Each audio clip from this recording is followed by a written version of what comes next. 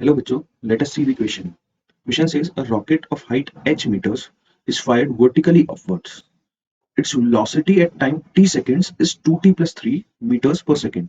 If the angle of elevation of the top of the rocket from a point on the ground after 1 second of firing is pi by 6 and after 3 seconds it is pi by 3, then the distance of the point from the rocket is.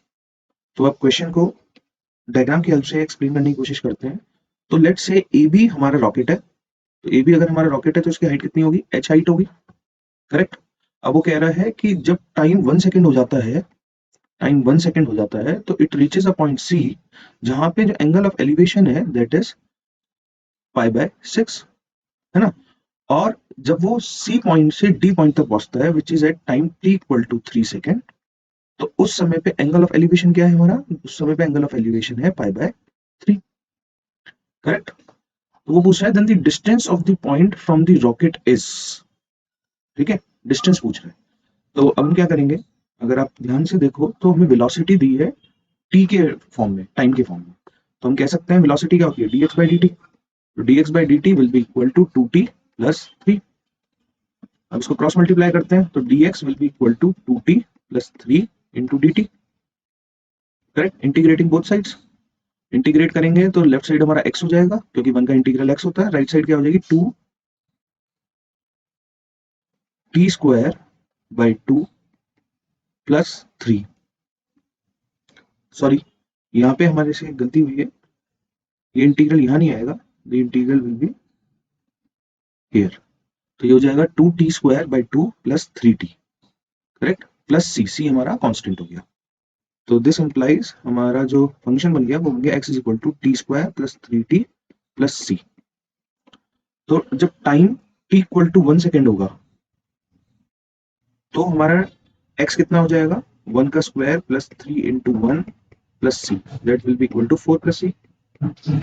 और जब time t is equal to 3 second होगा तो उस समय x की value हो जाएगी 3 का square plus 3 into 3 plus C, तो that will be equal to 9 plus 9 18 plus C. Correct.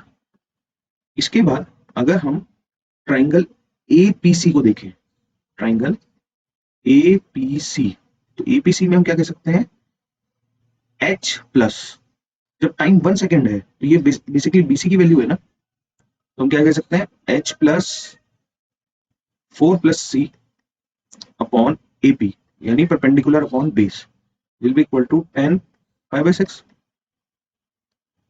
है ना. This implies h plus 4 plus C upon AP will be equal to 10 pi by 6 यानी 10 30 डिग्री. 10 30 डिग्री हमारा होता है 1 बाय रूट 3. सिमिलरली अगर हम देखें दूसरे ट्राइंगल में, तो दूसरा ट्राइंगल हमारा क्या होगा, दूसरा ट्राइंगल हमारा होगा एपीडी. इन ट्राइंगल एपीडी हम क्या बोल सकते हैं, एडी, ये length A D upon AP, ये हमारा बराबर होगा 10 पाई बाय 3 की. तो AD upon AP will be equal to 10 pi by 3.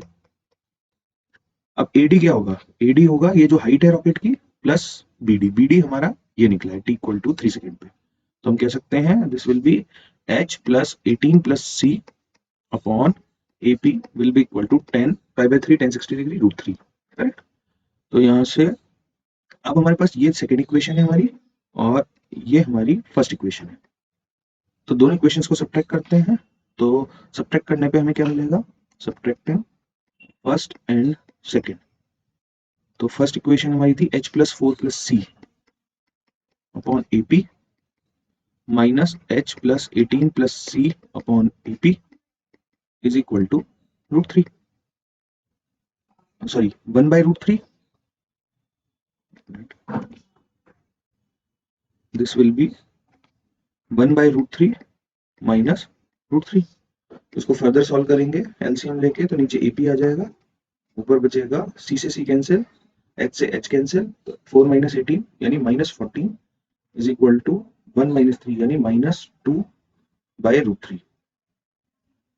Correct. तो यहाँ से अगर हम सॉल्व करेंगे तो एपी की वैल्यू हमारी कितनी आ जाएगी, AP will be equal to 7 root 3. Correct. Question हमसे वही पूछ रहा था कि डिस्टेंस कितना होगा रॉकेट का from point of angle of elevation, तो B is our Correct answer. I hope you understood well. Thank you.